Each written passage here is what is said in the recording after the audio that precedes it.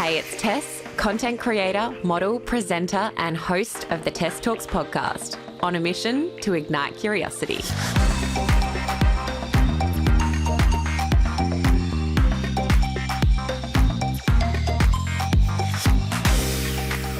I'm loving your hair. You look so hot.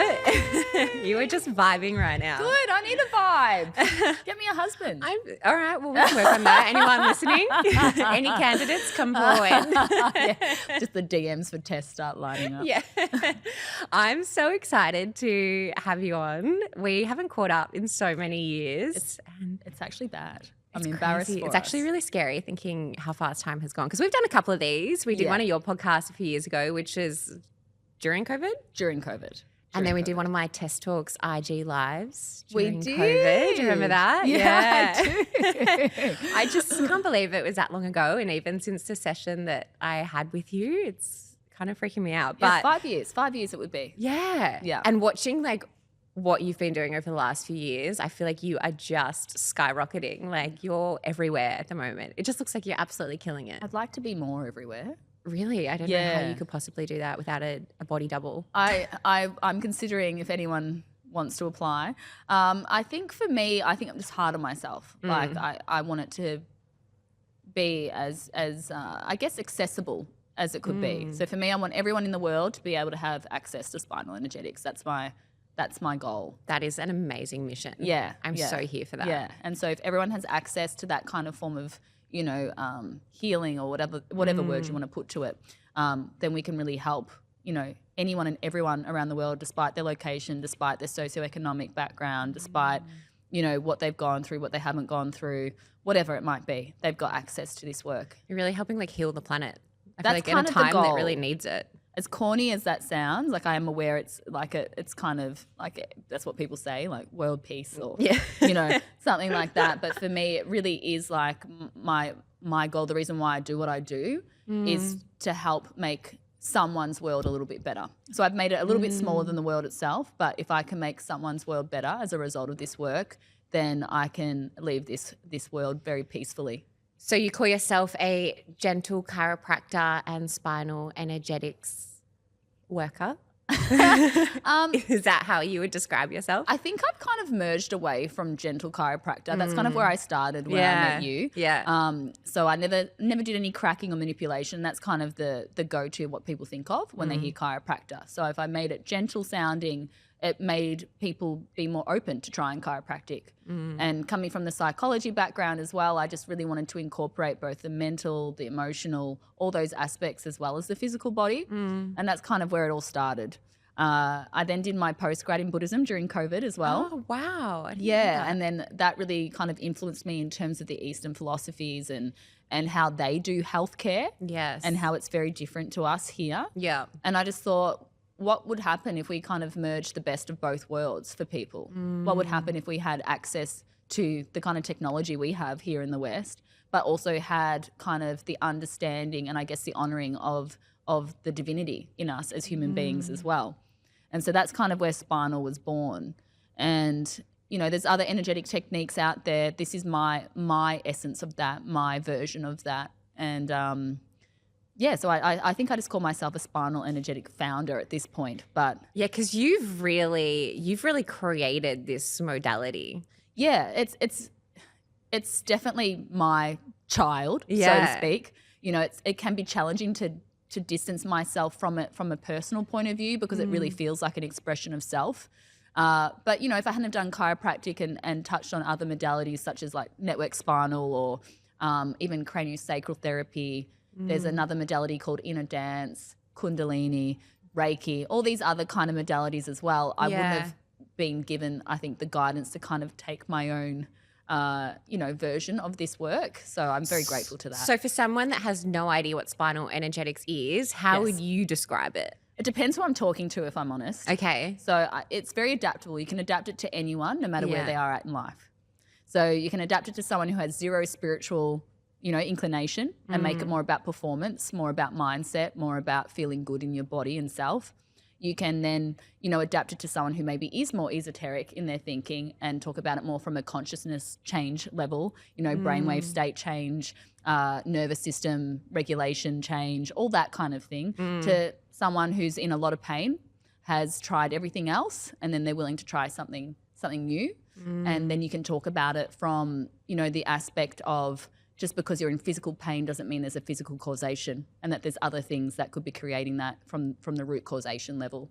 It's so interesting because there's so many layers to it, and I want to like delve into like the scientific side of it and like the energetic side of it. Like there's just so many layers. But when I came to see you, because I'd obviously seen your work online, and I think for anyone listening who hasn't seen your videos, should jump on your Instagram right now, because I feel like when someone first looks at it, they're either like, okay, this lady is crazy and all her clients are faking it. Yes, or paying them. I get told I'm paying the actors, and sometimes, I bet you had some weird comments. I've actually seen a few over the years.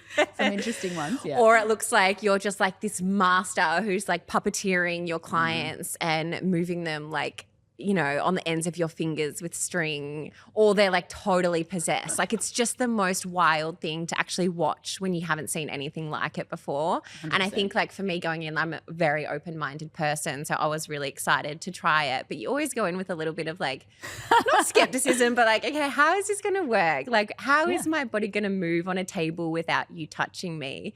And I do question. Like it's the only thing I can kind of think about relating it to that's a bit more commonly known would be maybe Reiki, but you don't technically see people moving when they're having a treatment of Reiki therapy. I think you know, breath work and things like that are coming up a little bit more now. And people have experienced, you know, changes of state in breath work where they see visualizations, they see colors, they have memories coming through. And then they also experience, you know, maybe temperature changes, or they get tetany, which where their hands become uncontrollably, you know, in a certain position. Yes, I've had so that. So that is a similar kind of, you know, I guess, experience to a degree, but done in a different way.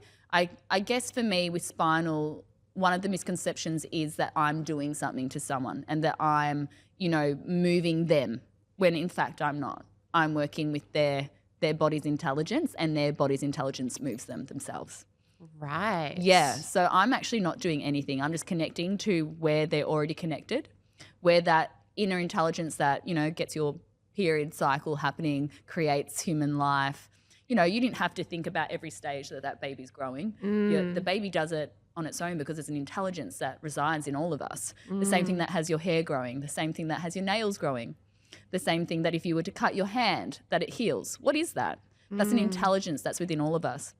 And a lot of the pain or the experiences that we're feeling in our physicality is a result of our intelligence trying to protect us, trying to keep us safe, trying to, you know, prevent us from going in dangerous situations again, whether that situation was, you know, a context of getting, you know, fired from a job, or losing a loved one, or finishing a relationship with someone, whatever that might be. There's a process to that. And if that process isn't integrated in a way that's beneficial for you, your body can almost stay in that timeline, in that experience still. So you're not actually in the present moment. You're living from the past, and you're living from a safety mechanism. And so this work, we're connecting to that inner intelligence through the energetic field, which was what makes it looks a bit, you know, woo-woo as well. But it's through there that we actually connect to the root causation, that innate intelligence, and that's what's actually doing it, not me. So then when you're working with someone, what are you experiencing? Like, what do you feel like you're then like channeling or controlling? What's the experience like for you?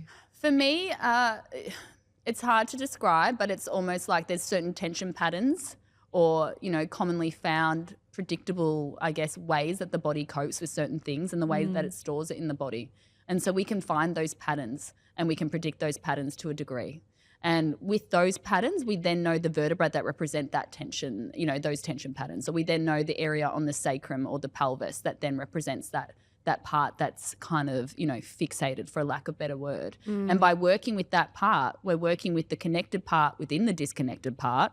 Then the innate intelligence feels trust, it feels safety, and then it no longer needs that mechanism anymore. And that's actually what the unraveling is.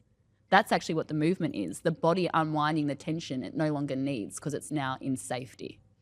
It's so interesting because when I went in for my session with you and I was lying on the table and I kind of felt like I was starting to get into this like meditative state, and you were doing your thing and moving your hands around my body. At that point, I couldn't see where you were or what you were doing. And then I just had this innate urge to move my body, like when you feel like you really need to like stretch or move or bend. And that's when I started being like, oh, wow, okay, I have to go with this. Like I have to move. And that's when I found my body really starting to move. And it was this like really subtle, like energetic flow. I could definitely feel that things were shifting in my body. But the thing which blew my mind the most and which really stuck out to me as a really profound experience was towards the end of the session, you turned me on my back and you said, your heart chakra is blocked. I'm going to help you release it. Don't panic, just go with it. And you grabbed my left arm and you pulled it. Oh, that's right. Yes. And my whole body got this wave of like an electric shock through it, totally jolted me. It wasn't painful, but just this overwhelming physical sense of like electricity running through my body. And then like the floodgates opened and waterworks just happened and I just like burst into tears. And you said, perfect, just go with it, let it happen. That's your heart opening up. Yeah. That blew my mind. I think because it's so tangible. Yeah. So even when we talk about energy work here, you know, like Reiki, for example, some of us might feel like a little, you know, light-headed, or we might feel like we fell asleep during the session, or we might feel like that was just a nice kind of experience. But it's very rare that people have felt a tangible experience of energy. And that's really what Spinal Energetics' goal was for me in terms of the Western society. Because for people to believe in it, they had to experience it to a way where it was undeniable. Yes. No one, you know, has other modalities where people don't believe. This is something where people are questioning because it's almost like it doesn't look like it could be real. Totally. So it doesn't make sense to our rationale, to our logical minds. So the only way to move through that for me is to get them to experience it themselves.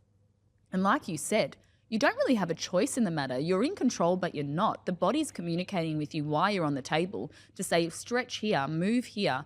And it's you listening to that. And what's moving you? It's not me. It's something within you that's moving you. And that something is that innate intelligence that we were just talking about. You know, and that movement through your arm, the reason it felt like electricity is because that's what energy feels like when we work with it and move it in a certain way. Because what is electricity? It's energy. So it actually makes a lot of rational sense if you were to think about it. But I think, yeah, it's actually hard for me sometimes to be so open on Instagram with what I do. It's not received by everyone well, you know. But for anyone who is willing to learn more, anyone who's a curious mind, anyone who understands that there's more to things than what just meets the eye, they tend to really, you know, come from a place where they're willing to at least experience it. And it's that non-expectation side where the magic happens. Yeah, and you touched on that. It is very about that exploring that curiosity, and that is exactly what the mission of this podcast is about, which is why I thought that this topic was so perfect for it, because it is the epitome of it. But I feel like for you, like, you know, starting in something like chiropractic work, I want to understand how you then transitioned into something like this and also had that innate trust in yourself that what you were doing and exploring and developing was something that was real. That was probably the hardest part, if I'm honest. Yeah. So I came from psychology originally, and then I didn't want to be a psychologist. So I just did my undergrad. I didn't want to just diagnose people from a DSM-V, which said they have this and this equals that. I knew people were far more intricate than that. I knew people were the way they were because of what they'd experienced. Psychology doesn't look at the context as such. It only looks at the diagnoses. And I wanted to understand the human. I wanted to understand what occurred in their life for that. So that's when I moved away from that side, went into more holistic counselling, yoga, meditation, all that side of things.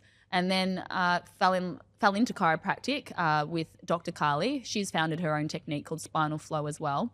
And that's a technique that works with more the physical body itself, but also energy in that regard. And so once I met her, my whole life changed, and I said, I need to be a chiropractor. Like, this is it.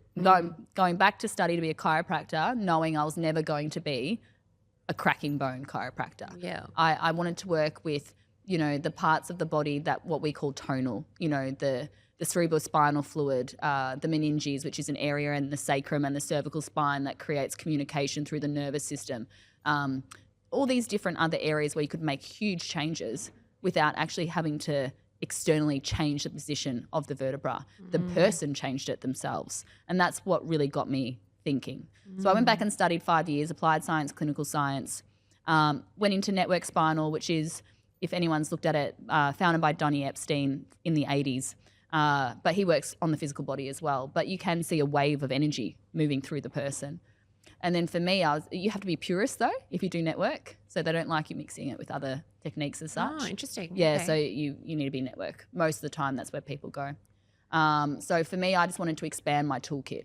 I was like, this isn't just going to help everyone. I want to have a toolkit that I can blend all these things that I've learned and in a modality where no matter what the person has in front of me or what they're experiencing in front of me, I have something in my toolkit that can possibly, assist them in that moment in time. And to be honest, at the start, it was a lot of, I don't want to say experimentation, but a lot of, what happens when I move this way?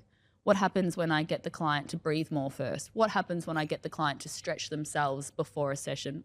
Just curious, again, about what we could do to get people having different experiences. But the main thing was to be open to the movement myself. So I was like, there's a way that people can move through this. How do I do it? Well, I have to be open to it.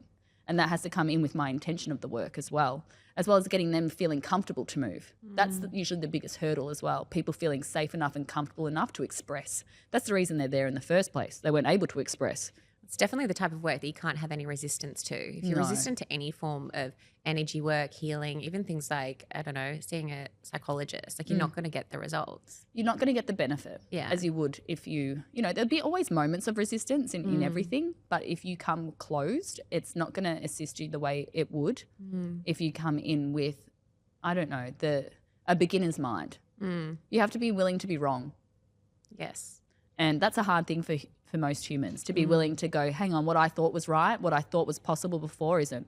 So you should see when this happens. When we do this to say, like an integrative GP or a GP in general, and they experience this for the first time, because they come and they book in, they almost have like a spiritual emergency for a minute, because everything they thought was real wasn't.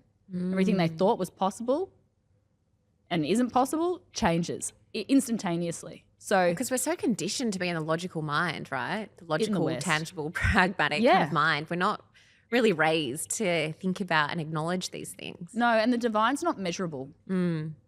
It's very hard to measure with, logic, the esoteric. It's almost impossible, actually. We have certain things where we can put, EEGs on, where we can watch the brainwave state change. We can do heart rate variability. Joe Dispenza does a lot of science now trying to show the difference in hormones, and he even does stool samples, and so you can see the difference in the gut microbiome and all this stuff from his meditation advanced retreats. But it's almost like trying to tell you what it feels like to be in love. I can describe it to you like, well, Tess, you'll meet this person and you won't stop thinking about them and you'll want to be with them all the time. And you just have this feeling in your heart that they're it. It does a real disservice to what the actual experience of love is. Totally. And you can't measure it. Like I can't put something on your heart and be like, okay, Tess, well, you're a 9 out of 10 in love. No one expects that from that kind of experience. So why do we expect that from other experiences that are representations of our life? Anything that happens on that table is a representation of what's happening in your life or has happened in your life. So it's kind of that for me. It's so fascinating though, and I absolutely love Joe Dispenza. Yeah, and he's I amazing. love how that he does try and does bring the science into the work that he does. And I know that you get asked a lot to reference parts of science that can affirm what you do. So are there any things or scientific explanations that you do use or can use to kind of explain the frequency that you're working with? Or Yeah, look, there's science out there. It's just not specific to a spinal energetics session. yeah. So a lot of it is subjective and objective at this point, but like I said, there are changes in the heart rate. There are just people who have their Apple Watch on can see the changes in their heart rate variability. Yeah. If we were to put EEGs on everyone, we would be able to see how the brain is changing literal states, why someone is undergoing a session. So there's measurable things that can happen. And my dream one day is to kind of take it like Joe has, because he's a chiropractor too. Is he? Yeah, that's what he's a doctor of as well. Oh, I didn't know that. So to take it in a way where we can kind of blend the two. He's been lucky enough to have someone who is doing a PhD wanting to experiment with his work and wanting to justify it. And so for me, that's something that I would be so welcome to. But just hasn't occurred yet. I'm hoping at some point maybe someone would be willing to do a scientific study with us. Anyone listening? Yeah. It's challenging. Forward. It's challenging because you can't do a double-blind study, for example. Totally. The practitioner has to know what they're doing. So that rules it out. So it's got to be a certain kind of study that people will, I guess, validate with the work. I love, though, that these fields are becoming a lot more recognised and common now, and that I feel like this research is really becoming to the forefront of things. And I actually saw, especially with quantum physics, which I want to touch on briefly, but I saw you went to a Joe Dispenza event or workshop, I think last year, was it? What was that like? Yeah, it was huge. Like, for me, he's a huge inspiration to me. Yeah. The experience was somewhat similar to what I can say is what people experience in a spinal session, not in the half an hour, but in the week where you're experiencing these deep states. He does one meditation when you get up early in the morning. And I think it's about 3 a.m. from memory. I could be wrong, Dr. Joe. I apologise. But he does it because your melatonin's the highest at that point in time. And melatonin's actually a precursor for DMT. Oh, wow. So, I didn't know that. Yeah, so it's a precursor for DMT. So these receptors in our brain, the reason that people can take psychedelics, for example, and experience what they experience is because there's DMT receptors in the brain. So what we're doing with spinal is we're almost mirroring those receptors but without an external force. So you don't need to take the drug. That's what I'm so fascinated in, is getting to these places that people say you can kind of only access through taking drugs. Yeah, it's not true. But it's not true at all. No, I don't believe so. And that's not to say that drug therapy isn't beneficial. I'm a huge advocate for, there's a Australian place called Mind Medicine, and there's people really pushing to get, psilocybin and things like that in therapy, which I'm all about. But also imagine we could actually create those experiences without the need for the actual drug in the first place. And we wouldn't have the receptors otherwise. Why do people become addicted to smoking? We've got nicotine receptors. That's why it has the potential to be addictive. So why not work with the chemistry we have in our brain in a different way? Yeah, and imagine being able to tap into these like euphoric places naturally, waking up on a Monday morning, be like, all right, time for my Joe Dispenza meditation. I'm going to go deep, get some DMT circulating. And that's the other thing. It becomes accessible. So you're not reliant upon something outside of yourself yet again to reach those places. So how amazing that you can go get a spinal session or do an online session or even listen to a playlist and experience that same thing within yourself. Like, that's very empowering for an individual. Yeah. Because otherwise you see people becoming addicted to ayahuasca ceremonies. They don't want to go just once. Yeah. It's very rare. They go twice, 3, 4 times. So They start wanting to hold and grasp and be attached to that state that they can't access otherwise. So when it's an external thing like that, that's when that addictive kind of notion can come into it. Whereas when it's coming from yourself and you've had to build up to that, it's different. So you've had to learn how to crawl before you walk, before you run with something like spinal. Whereas some other, plant medicines, you're going straight into the marathon. Yeah. Which isn't necessarily a bad thing. I'm all for people's journeys with that. But it's like, how can we make it accessible for people who don't have the possibility to go do that? What's the next best thing for them? Have you had your own experiences with this kind of stuff when you've been educating yourself? Look, I'm always a very open-minded person who will try lots of different things to experience, I guess, different states of consciousness to understand what it is I'm actually doing with people on the table as well. And I think it's important to also take note that you can't necessarily take clients to a place that you have not been to yourself.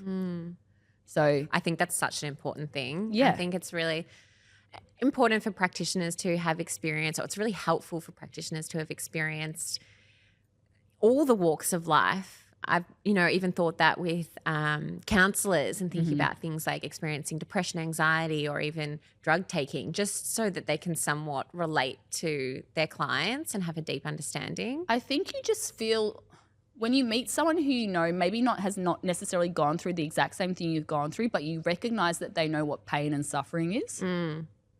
Or without judgment, that creates a very different environment. And that's also why a lot of, I use quotation marks, healers, for example, have had very interesting lives. I've had a very interesting life. You need to develop that capacity within yourself, those levels within yourself, so that there's a real genuine want to be able to help people in the way where you weren't helped, almost, for example.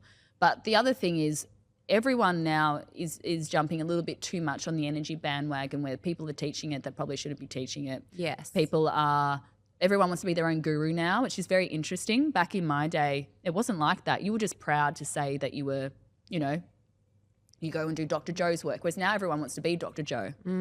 So we're living in a very funny society.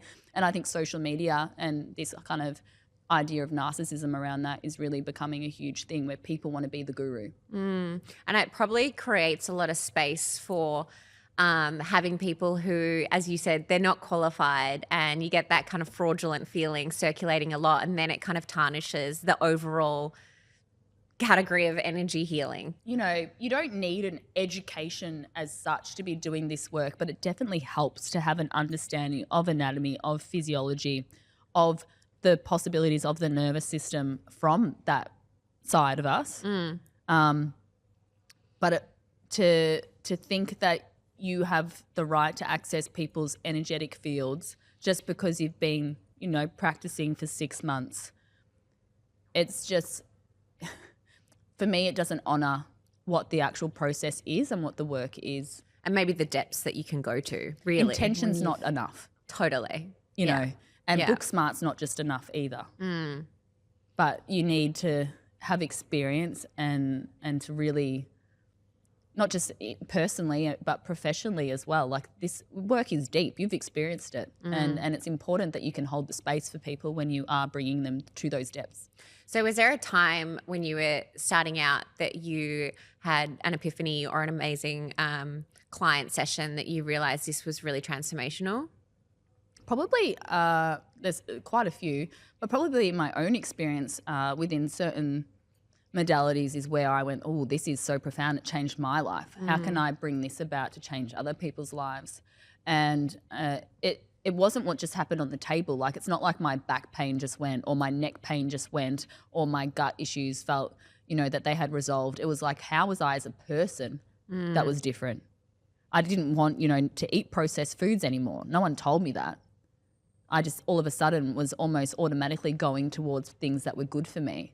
There's an experiment that they did with rats, for example. You've probably heard of it, where they put heroin in one of their water bottles and just normal water in the other one. And if they put them in a place that had no beauty and was just a boring, dark place, they all went for the heroin water. What's interesting, though, is when they put them in a state with a place with other rats where it was beautiful environment, no one went for the heroin water. Fascinating. So the environment that we're in and the people we surround ourselves is huge in terms of what we're wanting to receive as well. And there's other experiments where they've put humans, in rooms by themselves where there's no stimulus. The only stimulus they have is a hole in the wall, whereas if you put your finger in it, you get electrocuted. And the amount of times that humans put their finger in it just to feel something rather than nothing would frighten you. Men were double the chances of more likely to put their finger in it just to feel something, just to feel alive. Wow. This is the human condition. This is what we're working with. And now our attention spans are even shorter. They did another one where they just took your phone off you, and people chose to get electrocuted just to be able to pick up their phone. Oh my God. So we're constantly grasping to be stimulated rather than looking within ourselves and to really have that meaning and purpose in our life. Everyone's really walking around with not much meaning and not much purpose. So do you feel like then almost everyone would have a reason to do this work? Everyone. Yeah. It does not matter. You do not have to be a spiritual person to do this work. Yeah. And, we have athletes who fly all around the world to come and experience this work because it puts them in flow state. They get injured less. Then their teammates are like, why aren't you getting injured? Oh, we're going to go try that weird lady as well. Really fascinating. Yes, we have those kind of people. Then we have more self-development kind of people, business, high-end CEOs who want to be the best they can do and be at a high-level state of energy all the time. Then they come and get sessions. Then you have the more, what we're known for, which is more trauma release, integration of experiences that have been challenging for people, PTSD, CPTSD, which, gives them an opportunity to release and transform that experience without having to be re-traumatized through it. And then we have people who have things as simple as neck pain and back pain. Marie Claire did a story on us, and she had been seeing an osteo for, I can't remember, years, 6 or 7 years. She had one session of spinal and she's never had neck pain again. Wow. That's amazing. Because we're working with the actual causation, which wasn't a physical causation. It wasn't a vertebra that was, out of place or fixated. It was, but that wasn't the reason why. We worked at the emotional layer through the energetic field, and that's what resolved her neck pain. This is what I'm so fascinated in. I'm so fascinated in how the body stores emotion and trauma. And I would love for you to elaborate on that, because I know you've just started studying in traditional Chinese medicine. Yes. And they talk a lot about where different meridians and parts of the body store different emotions and energy. So how do you look at the body, and are there certain areas where body holds specific experiences or traumas? How do you read it? Look, a lot of my knowledge isn't like I downloaded it from God, right? A lot of my knowledge that I have has been around for years, centuries, through other Eastern cultures. Yeah. All right. This is just me bringing it to the West in a way that's tangible and palatable for them. All right. With my own spin and my own essence on it. But Chinese medicine have been talking about organs, the metaphysical causations of that. That liver is a representation of anger. Do you wake up between a certain time of the day? That's representation of how that organ is functioning. But they don't just look at it as the liver.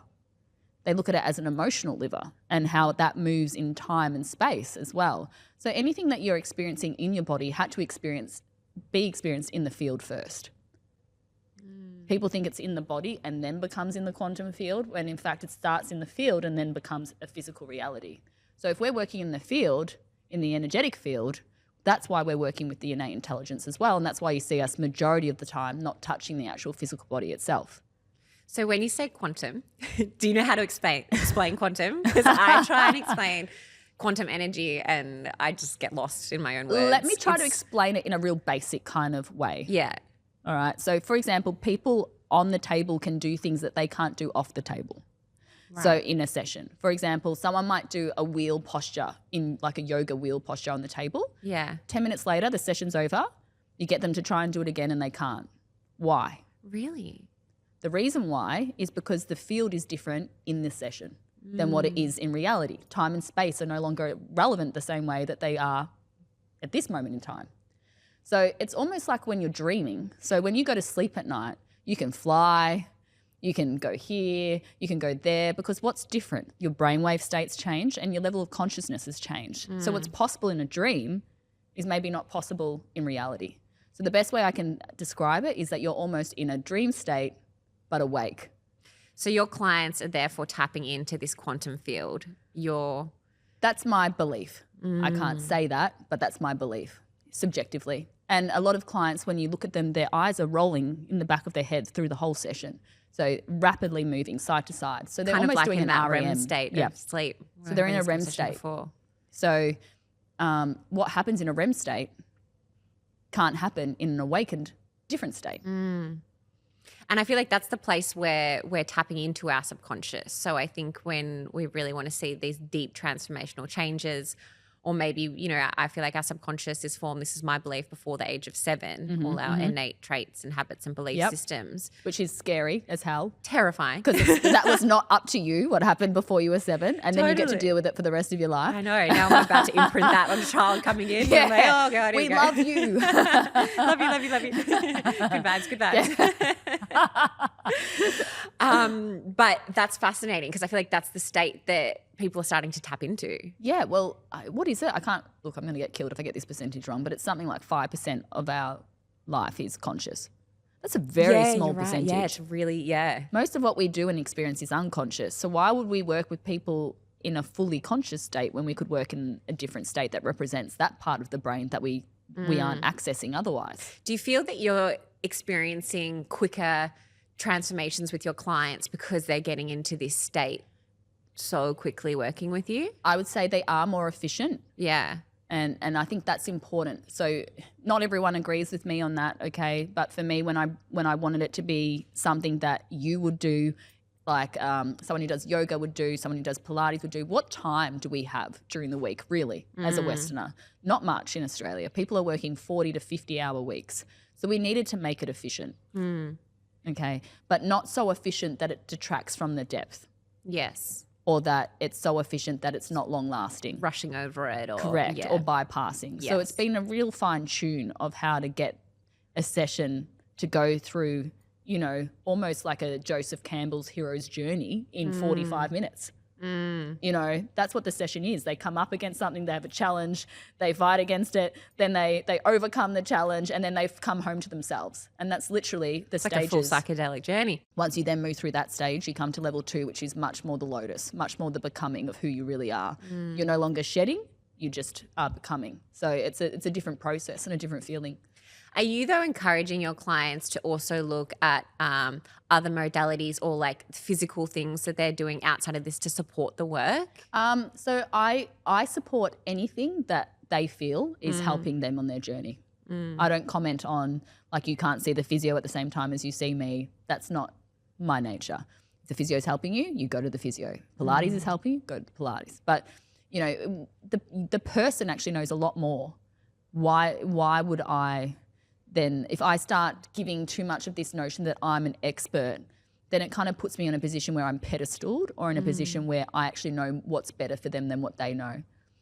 I love that. I love how you're working with almost your own intuition and trust, but encouraging that within your clients, because it's kind of giving them the power to almost like heal and improve themselves. We're just a guide. We're just a facilitator. You know, I'm not special. People ask me all the time, like, oh, you're like a special healer, or you're gifted, or, you know, you're psychic or whatever. I don't see myself like that at all. So you don't classify yourself as an energy healer? Not necessarily, no. But I let the general public classify me as that because it makes sense. Yes. It makes sense. So it's not that I'm offended by it, but ultimately I get weary of people thinking that I can do something that they can't. Because what I can do, you can do. There's no difference between us. And once people start having this separation or this hierarchical nonsense within the spiritual community, it's something I'm not wanting to participate in. Love that. I'm all for empowering the individual. You think the spiritual community is spiritual and they're all going to – that's a high-end community over there, let me tell you. Like, I've been in different spaces, corporate spaces, but the spiritual community – is not necessarily full of spiritual people. Okay, so it's a very interesting thing to be a part of. And so for me, I don't consider myself part of anything. I am part of being a human that's here to help serve any human, regardless of what they identify as, what they see themselves are, where they've come from, who they are. It's a journey together, it's a dance together, and it's not just me. I love that. Yeah. What do you Someone think? has to. What do you think is one of the true. What do you think is one of the biggest transformations that you've seen? Ooh. We've actually seen some really big ones. You know, the most tangible probably just people not being in chronic pain anymore. That's huge for them. You know, being able to actually not have pain in their neck or back every day is huge from a lot of, you know, the general public's point of view. Sleep, being able to actually sleep and feel rested. It's a big one, sleep. You know, other things from transformations personally, you know, from aligning themselves not just with their spine on the table, but aligning themselves within their life. You know, maybe they quit their job for something that's, you know, more about what they really want, not what their family wanted. You know, the goal is to branch someone out to be who they really are. At their core, at their essence. Who were you before you were told who you were supposed to be? Who were you before that happened to you? Who really are you? And that's what Spinal gives kind of, I don't know, that's the essence of it. It gives the permission for the person to experience all those things. But we've had people who, you know, had a young girl who had just had a bilateral kind of hip I don't want to say replacement, but she was born with a congenital disorder, and they had to go in and do some operations with her. I sound completely uneducated there, but I can't remember exactly what one it was. But anyway, she couldn't walk. They did all the scans again. Everything was perfect. The screws were in perfectly. She was on crutches. She shouldn't have been anymore. She came in for a session. She walked right out. Wow. So what it actually was the emotions as a child having to go through the trauma of medical, you know, operations, not being able to be a kid, not being able to go play with her kids, with other kids, not being able to go to school camp and participate. That's all that was going on for her. That's huge for that child's level of understanding and comprehension of the world. So if you start working with the emotional aspect of what that surgery did, then you're going to get other results. You know, our medical profession are exceptional at their knowledge. What they're not exceptional at is emotional support. Yes. Or bedside manner, in a way where people feel like they're not just a number. They actually feel cared for, not forgotten. You know, that's where the medical system really needs to, if the surgeon can't do it themselves, there needs to be some kind of well-being, you know, position within that system that people are cared for. Well, I think that's it. I think the time is now that all these different modalities and practices from Eastern and Western philosophies are now merging, and we're now really acknowledging that we need the hybrid.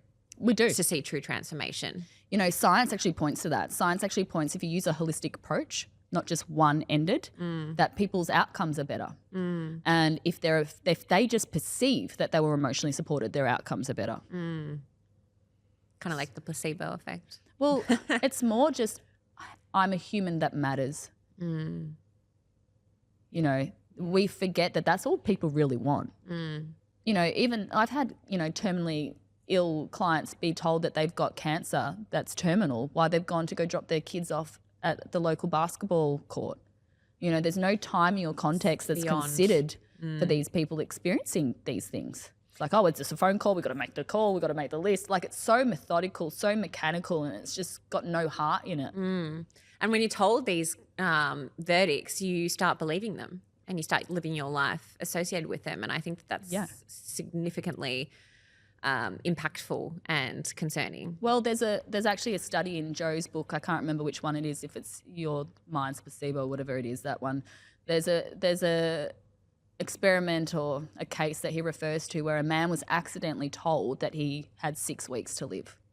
Accidentally, so case mix-up, and he died 6 weeks on the nose. Wow. And then they did a autopsy and they looked through his system and there was no cancer. It was a mistake. Wow. That is huge. So that's the proof in the pudding right there. So it just proves that the mind is capable of so much. So let's not underestimate it. Let's not underestimate what the heart's capable of. You know, heart coherence is huge. There's things like heart math out there and how there's other things like neuro or biofeedback that work with the notion that the heart has a field that transcends from us as well. So there's all these other parts of us that we're not looking at. We're just looking at the physicality. It's just not enough. It's not good enough anymore. It's not good enough for people who are experiencing these things who, you know, can't even bend down to tie up their shoelaces at 25. Oh my God, I love what you are doing. Like, this stuff gets me so excited, and I love your mission of transforming the world. And we're getting there slowly. We're like a little plague. I feel like you're traveling everywhere at the moment. So what are you actually doing now in terms of how you're educating and traveling around the world and I guess getting your spinal energetics out there? Yeah, look, it's to the point where, okay, how many people can I see as a practitioner? Not enough. So it got to a point where I wanted to start training people. Yeah. Now, it's a 4-day training, which doesn't sound very long, but these people come from backgrounds that they have prior knowledge, okay? And that's just a level 1 practitioner as well. We trained about 70-something in the last 3 weeks over in Holland and in the UK. There's a huge demand for it over there. And the reason there's a huge demand is because people are yearning to be seen and they're yearning to be themselves. So, you know, we're supplying that. And for me, I can't remember, we've almost got 400 now across the world in 2 years. Wow, that's amazing. Yeah, and not just 400. We deny around 30 to 40 applications each course. And that's to try and keep the integrity of the work as well. They also can't perform group sessions until they've done 6 months of being a level 1 practitioner. And they can't become a level 2 practitioner until they've done 6 months of solid work as well. So the integrity of the work is important. We want to be here for a long time. Yes. You know, everyone calls it like a viral healing technique, which, you know, is lovely. But for me, I don't want this just to be a 2-year thing. I want this to be around for a long time because I actually think, you know, I do cop a lot of flack at this point. But I think anyone does. I'd be offended almost if I didn't. It would mean I was on the wrong path. So 10 years from now, I think we're going to be sitting in a very different. You know you're doing something right when the haters come out. Well, there's a few, so I must be doing something right. But I think it's just challenging their idea. And once you're challenging an idea at a time before people are really willing to, because don't forget, science actually proves an idea. They don't just hypothesize things. There has to be an idea and an interest around that subject first. Science comes after that. So I'm hoping, in a decade, we're going to be talking about this in a very different way. I don't know where we're going to be in a decade. Straight we are. Yeah, well, it's been 5 years now. It's pretty different. How many countries is it available in? Oh, lots. So we've even got a practitioner in Kenya now. Oh, wow. Yeah, and she sent me a video of her working with the local women in the community. Wow. Which was just so incredible. We've got, UK, America, Canada, all over Australia. And Holland. Can people still see you specifically? Not anymore. Damn. Not anymore. So my old clients still get like a little call up when I'll do like a pop-up session. Yeah. Because it just reminds me of like where I started, who I am and why I do it. Totally. And like it's humbling, just be like, that's right, this is why I'm here. Like these people love me for who I am. These people know me, not the idea of me, which is something very interesting that comes off Instagram as well, where people think they know who I am, but it's the word of social media. Yeah, it's quite strange. That's not quite right. But yesterday I actually called my manager and I said, look, I don't think this is the right space for me anymore when I can be promoting it somewhere else to get more reach somewhere else. And I've got amazing practitioners. I don't need to be there anymore. Yeah, totally. And it's profound what you're doing. Like you're creating this ripple effect through the world and we need more of that. It's truly inspirational and incredible and admirable. You're amazing. I don't know. I try. It takes a lot. It takes, it's harder than it looks.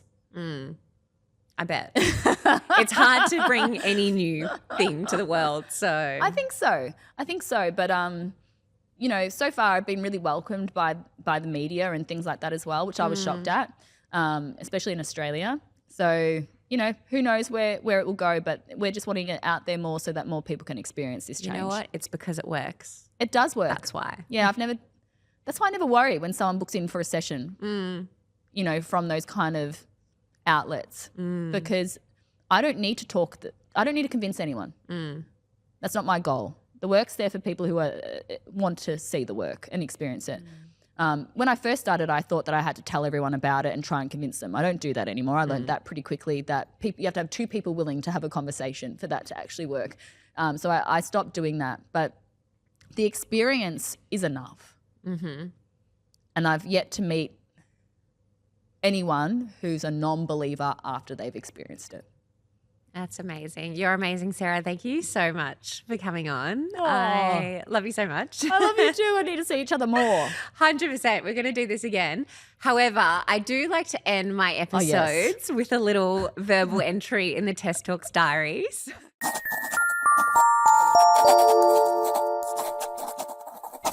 I don't know if you've had a chance to think about this, but it's just basically like a little snapshot into the minds of our guests. So if there's like a little piece of advice or a quote or a lesson that you've learnt that you feel is important to share on, I would love you to leave something behind for the listeners.